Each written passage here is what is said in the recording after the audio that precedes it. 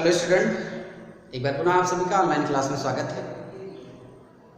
देखिए, पिछले वीडियो में मैंने डिस्कस किया था कि आपके जो रेस्पिरेटरी सिस्टम्स होती है यानी कि जो श्वसन तंत्र होती है वो कैसी होती है।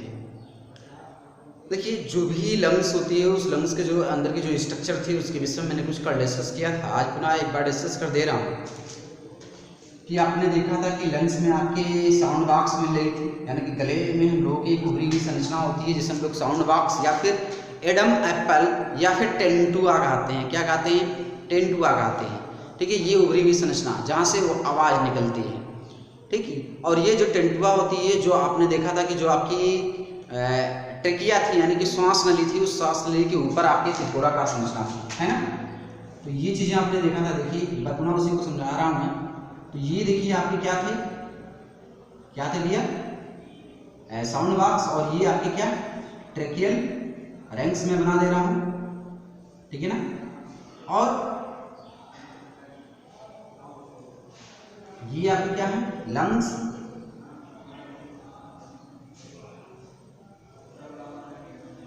ठीक है ना। ये आपके क्या हो गए हैं? लंग्स हो गए हैं।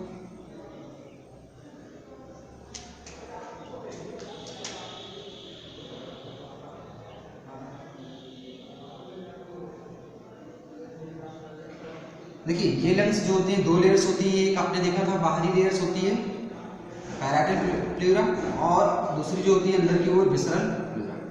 ठीक, इसके अंदर आपने क्या देखा था भैया कि जो ऐसे इधर भी होता है, ये लंग्स में आपने देखा डबल लेयर। देखिए, ये जो नली होती है ये लंग्स के अंदर पहुंचने के फलस्वरूप क्या होती है? लगातार विभाजित होती है। इसमें भी आपके रिंग्स होते हैं, और ये रिंग्स ट्रेकियल रिंग्स क्या करते हैं? इसको पिचकने से बचाते हैं। यहाँ भी आपकी ये रिंग्स पाई जाती है। पुनः जो होती है ये आपके ऐसे डिवाइड होती है। आपने देखा था primary bronchus, secondary bronchus, tertiary bronchus ऐसे बन रही थी, और इसके बाद ये पतली नली में आके समाप्त होती है। टर्सरी ब्रोंकस ऐसे कई बार ये विभाजित होती है, लास्ट में एक पतली नली में जाती है जिसे हम लोग ब्रोंकियोल्स कहते हैं। क्या भैया? ब्रोंकियोल्स कहते हैं। ये चीज आपने देखा था लास्ट वीडियो में, है ना। जो ब्रोंकियोल्स होती है लास्ट में एक पतली क्या बनाती है? नली बनाती है जिसे हम लोग एल्वियोलर, ये भी आपने देखा था। दोनों लंग्स में ये संरचनाएं होती हैं, एल्वियोलर डक्ट कहते हैं। जो एल्वियोलर डक्ट थी उस पर क्या थे आपके ऐसी अंगूर के समान क्या थी? गुच्छे थे जिसे हम लोग एल्वियोलाई कहते हैं। क्या कहते हैं? एल्वियोलाई कहते हैं, यानी कि वायु कोष्ठक या फिर वायु कूपिकाएं कहते हैं। ठीक, वायु कोष्ठक की जो दीवार होती है काफी बारीक होती है, और इस वायु कोष्ठक की दीवार पर आपके क्या होता है? रुधिर नलिकाओं की एक नेटवर्क फैली होती है, यानी कि जाल फैली होती है, यानी कि ब्लड कैपिलरी की क्या होती है? जाल फैली होती है। ठीक है ना। तो वायु जो है आपके ग्लॉटिस से होते हुए आपके पहुंचती है किसमें? ट्रेकिया में। ट्रेकिया से होते हुए प्राइमरी ब्रोंकस में, यहाँ हाइलस होती है जहां से आपकी ये नली अंदर पहुंचती है। रुधिर नलिकाएं भी इधर से प्रवेश करती हैं। तो ये क्या है आपकी? प्राइमरी ब्रोंकस, फिर सेकेंडरी ब्रोंकस, ये टर्सरी ब्रोंकस, ब्रोंकियोल्स, है ना, एल्वियोलर डक्ट और एल्वियोलाई। अब देखते हैं हम लोग कि जो भी ये आपके बाहर इसी चित्र को हम लोग क्या करते हैं? बाहर की तरफ यहाँ पढ़ रहे हैं। जो ये एल्वियोलर डक्ट होती है, यानी कि ये देखिए आपके क्या है? ये एल्वियोलर डक्ट, एल्वियोलर डक्ट हो गए। और ये क्या है भैया? एल्वियोलाई। ठीक है ना। वायु कोष्ठक, जो वायु कोष्ठक होता है इसकी दीवार पर बहुत बारीक नलिकाएं फैली होती है। क्या फैली होती हैं? बहुत बारीक नलिकाएं फैली होती है, रुधिर नलिकाएं। चलिए, ये देखिए रुधिर नलिकाओं की संरचना बना दे रहे हैं। ये जाल है रुधिर नलिकाओं की। क्या है? जाल है। ठीक, और ये भी जाल बनाई हुई है। ठीक है ना। ये बाहर एक नली बना रही है, इधर भी एक नली बना रही है, ऐसे।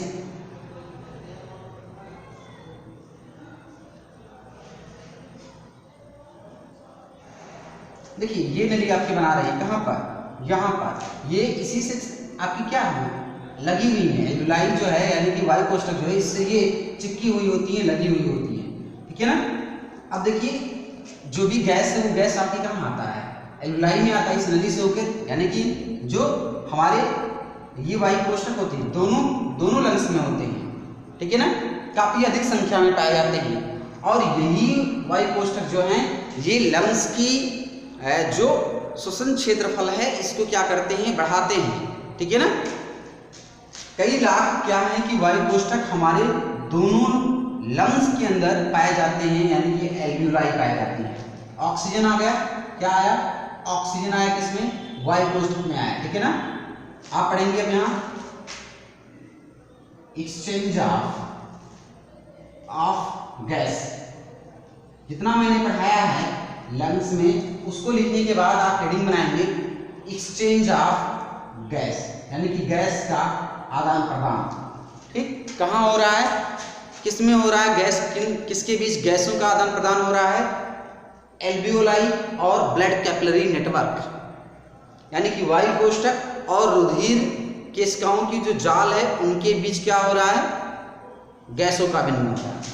देखिए ऑक्सीजन कहाँ आ गया, एल्वियोलाई में, यहाँ भी ऑक्सीजन आ गया, यहाँ भी, यानी कि जो दोनों लंग्स के अंदर कई लाख जो आपके क्या हैं एल्वियोलाई है, यानी कि वायु कोष्ठक है, सबके अंदर क्या आ गया, ऑक्सीजन आ गया, ठीक। और ये आपके रुधिर की पाइप है, ठीक, क्या है, रुधिर की पाइप की जाल है, बारीक जाल है, जिसे हम लोग ब्लड कैपिलरी कहेंगे, क्या कहेंगे, ब्लड कैपिलरी कहेंगे, ठीक है ना। अब ऑक्सीजन यहां से होकर, यानी कि जो ये वायु कोष्ठक की दीवार है इसको पार करके कहां आ जाता है, इस ब्लड कैपिलरी के अंदर चला जाता है, क्योंकि इस ब्लड कैपिलरी के अंदर आके खून होता है। ब्लड कैपिलरी क्या है, खून की पतली नलिकाएं हैं, क्या है, खून की पतली नलिकाएं हैं। तो वायु कोष्ठक जो है और इस खून की पतली नलिकाओं में खून होता है, यानी कि ब्लड आपके भरा होता है, रुधिर भरा होता है। तो ये जो ऑक्सीजन है ना, ये ऑक्सीजन इस वायु कोष्ठक से, जितने भी वायु कोष्ठक है दोनों लंग्स में, उन सभी से होकर आपके इस ब्लड कैपिलरी के किसमें, खून में चला जाता है, यानी कि ब्लड में आ जाता है ऑक्सीजन, ठीक है ना। देखिए ये कैसे सुलभ होता है, क्योंकि जो वायु कोष्ठक में ऑक्सीजन का जो दबाव होता है वो अधिक होता है, जबकि इस रुधिर में ऑक्सीजन का दबाव जो है वो बहुत कम होता है। ध्यान दीजिए, गैसीय विनिमय के अनुसार, यानी कि जिसमें आपने विसरण पढ़ा होगा कि अधिक सांद्रता से कम सांद्रता की तरफ गैसों के अणुओं का आना जाना ही आपके क्या कहलाता है, विसरण कहलाता है। ये चीजें आपने पढ़ा होगा, ठीक है। 9th में मैंने डिस्कस किया है कि जो भी गैस इत्यादि के अणु होती हैं उनका अधिक सांद्रता से कम सांद्रता की ओर प्रवाहित होना, चले जाना ही क्या कहलाता है, डिफ्यूजन कहलाता है, यानी कि विसरण कहलाता है। तो विसरण नियम के कारण, किसके नियम के कारण, विसरण नियम के कारण, देखिए इस वायु कोष्ठक में गैसों का जो दबाव होता है, यानी कि जो पार्शियल प्रेशर होता है, ठीक है, वो क्या है, ज्यादा होता है, और इस ब्लड कैपिलरी की रुधिर में ऑक्सीजन का दबाव बहुत कम होता है। इसलिए आसानी से जो ऑक्सीजन है वो ऑक्सीजन आपकी वायु कोष्ठक से किस में आ जाता है, रुधिर में आ जाता है। अब रुधिर के अंदर ये क्या है, उपस्थित जो हीमोग्लोबिन है उसके साथ जुड़ जाएगा, अब खून में ये आ जाएगा ऑक्सीजन, ठीक है ना। अब खून क्या करेगी, इस ऑक्सीजन को लेकर शरीर के समस्त सेल तक चली जाएगी। कहाँ तक जाएगी, समस्त सेल तक जाएगी, और समस्त सेल को ये ऑक्सीजन बांट देगी, मतलब ऑक्सीजन समस्त सेल को दे देगी। ये भी समझ में आया, ठीक है। गैसीय विनिमय में ये ऑक्सीजन इसमें आया, रुधिर में आया विसरण द्वारा, अब रुधिर के साथ सर्कुलेशन द्वारा ये बॉडी के सभी भागों में पहुंच जाएगी, और बॉडी के जो सभी भाग हैं उनको ये ऑक्सीजन दे देगी। अब ऑक्सीजन जब देगी तो वहां से ये कार्बन डाइऑक्साइड ले लेती है, क्या, कार्बन डाइऑक्साइड ले लेती है, और वो कार्बन डाइऑक्साइड खून में आ जाता है। खून उस कार्बन डाइऑक्साइड को शरीर के विभिन्न भागों से लेकर कहाँ चली जाती है, सभी वायु कोष्ठक के कैपिलरी नेटवर्क में, ठीक। ये कहाँ चले गए, ये ऑक्सीजन है, ये कहाँ चले गए, कहाँ चले गए, बॉडी टिश्यू, कहाँ, बॉडी टिश्यू यानी कि सेल्स में पहुंच गए, ठीक है ना भैया, बॉडी टिश्यू में। ये दिखा रहा है कि ऑक्सीजन बॉडी टिश्यू में पहुंच गए, ठीक। और बॉडी टिश्यू से क्या आ गया, कार्बन डाइऑक्साइड का, कहां से, बॉडी टिश्यू से आ गया। ये लंग्स के अंदर ही सब चल रहा है, बॉडी टिश्यू से आपकी क्या हुआ, ये कार्बन डाइऑक्साइड इसमें आ गया, ठीक है ना। अब कार्बन डाइऑक्साइड जब इसमें आ जाता है तो इस खून में, इस कैपिलरी के खून में कार्बन डाइऑक्साइड का जो दबाव होता है वो अधिक होता है। ध्यान दीजिएगा, इस खून में कार्बन डाइऑक्साइड का जो दबाव होता है वो क्या होता है, अधिक होता है, पार्शियल प्रेशर अधिक होता है। अतः विसरण नियम के कारण जो कार्बन डाइऑक्साइड है इस ब्लड कैपिलरी के खून से निकल के कहाँ आ जाएगी, कार्बन डाइऑक्साइड में आ जाएगी। कार्बन डाइऑक्साइड जो है इस खून से निकल कहाँ आ जाएगी, वायु कोष्ठक में यानी कि एल्वियोलाई में आ जाएगी। ठीक है ना, समझ में आ गया। तो इस तरह जो है आप देख रहे हैं वायु कोष्ठक और इस रुधिर नलिकाओं के बीच क्या है, गैसों का आदान प्रदान हो रहा है, यानी कि गैसों का एक्सचेंज हो रहा है, यानी कि विनिमय हो रहा है। क्या हो रहा है, विनिमय हो रहा है। इसे हम एक्सचेंज ऑफ गैसेस कहते हैं, है ना। क्या है, एक्सचेंज ऑफ गैसेस, यानी कि गैसों का क्या है, विनिमय है। वायु कोष्ठक और रुधिर कोशिकाओं के बीच कार्बन डाइऑक्साइड और ऑक्सीजन के विनिमय को ही, आदान प्रदान को ही हम लोग एक्सचेंज ऑफ गैसेस कहते हैं। तो इस तरह आपके लंग्स के अंदर ये काम जो है वो घटित होती है। ठीक है ना। तो ये थी आपके लंग्स में जानकारी जो मैंने दिया है, और इसी तरह ही क्या है, लंग्स आपकी काम करती रहती है ना।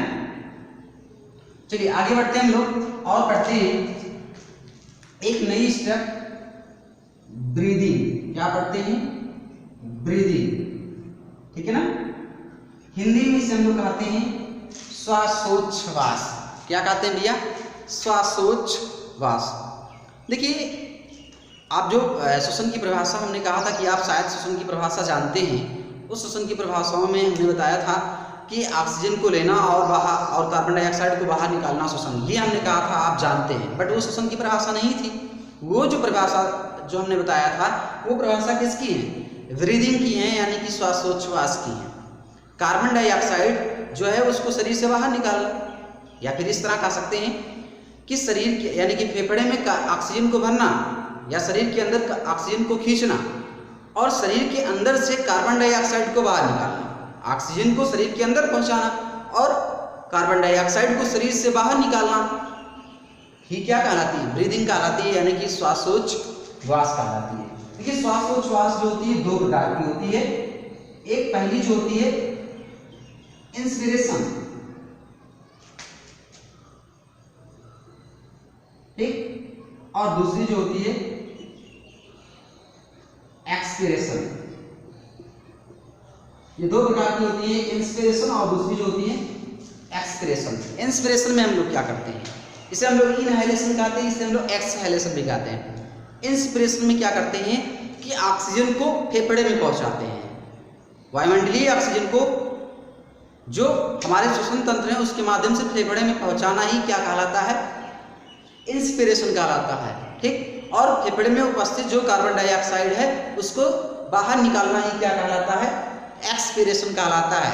ठीक है ना, ऐसा में। अब देखिए ये इंस्पिरेशन और एक्सपिरेशन जो होते हैं ये कैसे होते हैं शरीर के अंदर, यानी कि लंग्स में कैसे होते हैं।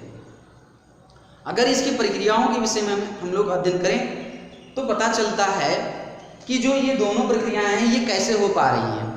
देखिए हमारी जो वक्ष भाग और उदर भाग है, यानी कि सीने वाला भाग है और पेट वाला जो भाग है, इसके बीच में आपकी एक मसल्स की सेक्टम पाई जाती है। ठीक है ना, पट पाई जाती है, जिसे हम लोग डायाफ्राम कहते हैं। डायाफ्राम की मैंने जिक्र किया था आपके डाइजेस्टिव सिस्टम में कि जो ये हम लोगों का वक्ष भाग है, थोरिक्स भाग है या सीने वाला भाग है, और ये जो एब्डोमेन भाग है, इन दोनों के बीच में आपकी एक मसल्स की सेक्टम पाई जाती है, जिसे हम लोग डायाफ्राम कहते हैं। क्या कहते हैं ये, डायाफ्राम। मसल्स की क्या, DAIPH,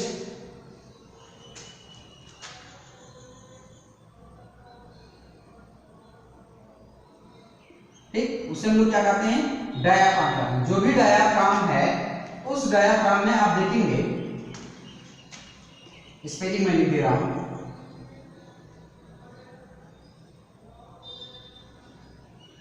क्या है ये डायाफ्राम की स्पेलिंग है, DIAPHRAGM, डायाफ्राम। पता चला आपको, सीने के और पेट के बीच में एक मसल्स की लेयर पाई जाती है, यानी कि जो हृदय है, फेफड़े हैं, उसके जस्ट नीचे आपके क्या है, आपके डायाफ्राम है। और उसी पर आपकी ये जो ऑर्गन्स है मैंने जिसका जिक्र किया है, फेफड़े, हृदय जो है वो है स्थित है। तो देखिए डायाफ्राम जो है, ये डायाफ्राम में आपके मसल्स पाए जाते हैं, जिसे हम लोग रेडियल मसल्स कहते हैं। क्या कहते हैं भैया, रेडियल मसल्स। हमारी डायाफ्राम में मांसपेशी पाए जाते हैं जिसे हम लोग क्या कहते हैं, रेडियल मसल्स। ये जो मांसपेशी होती है ना, ये आपके जो पीछे के रीढ़ की हड्डी है, ठीक, वहाँ जो छोटे छोटे छल्ले लगे हुए हैं जिसे हम लोग वर्टिब्री कहते हैं, कशेरुकाएं कहते हैं, और वहाँ की जो लंबर वर्टिब्री है वहाँ से जाके ये कोर्ड से जुड़े होते हैं। और दूसरी ये जो सीने के बीच में एक हड्डी यहाँ पाई जा रही है जिसे हम लोग स्टर्नम कहते हैं, इससे जुड़े होते हैं, ठीक है ना। तो डायाफ्राम की जो रेडियल मसल्स है ये आपके यहाँ स्टर्नम से, और दूसरी जो लंबर वर्टिब्री होती हैं यानी कि पीछे की जो रीढ़ की हड्डी के जो छल्ले हैं वहाँ से जुड़ी होती है, ठीक।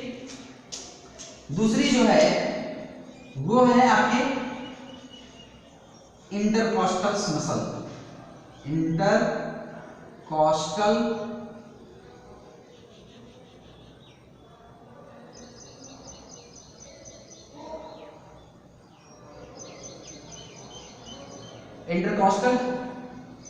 मसल्स आपको पढ़ना है। ये दो तरह की मसल्स होती हैं, यानी कि एक्सटर्नल इंटरकॉस्टल मसल्स और इंटरनल इंटरकॉस्टल मसल्स। एक्सटर्नल और इंटरनल दो तरह की ये आपकी मसल्स होती हैं, यानी कि मांसपेशी होती है। देखिए ये जो मांसपेशियां होती हैं ये हमारे रिब्स से जुड़ी हुई है, यानी कि हमारी जो पसलियां हैं उन पसलियों से ये जुड़ी हुई होती हैं आपकी, ठीक। इसीलिए इसके नाम दिया गया है अंतर पार्श्व पेशियां। अंतर पार्श्व पेशियां जो इंटरकॉस्टल मसल्स हैं, ठीक, जो रिब्स से जुड़ी होती हैं, तो इसकी भी अपनी रोल्स होती है। ब्रीदिंग में क्या होता है, ये दोनों जो मसल्स होती हैं, आइए समझते हैं कि ब्रीदिंग में क्या होता है। पहली जो स्टेप हम लोग पढ़ रहे हैं इंस्पिरेशन, यानी कि कैसे ऑक्सीजन अंदर जाता है। देखिए इंस्पिरेशन की प्रक्रिया में क्या होता है कि हमारी लंग्स जो हैं वो फूलते हैं। क्या लंग्स यानी कि जो फेफड़े हैं वो फूलते हैं। जब फूलते हैं तो आसानी से ऑक्सीजन जो है, गैस जो है वो खींची चली जाती है, किसमें, फेफड़े में। इंस्पिरेशन में आपके फेफड़े फूलते हैं और ऑक्सीजन फेफड़े में भर जाती है, और फेफड़े में भर जाएगी तो वायु कोष्ठक से खून में जाएगा, खून से फिर बॉडी के सेल्स में जाएगा, ठीक है ना। क्या होता है कि जो डायाफ्राम की रेडियल मसल्स होती है इंस्पिरेशन में ये संकुचित होती है। संकुचित होने के फलस्वरूप जो डायाफ्राम है वो डायाफ्राम नीचे पेट की ओर खिसक जाती है, ठीक। समझ में आया सभी को।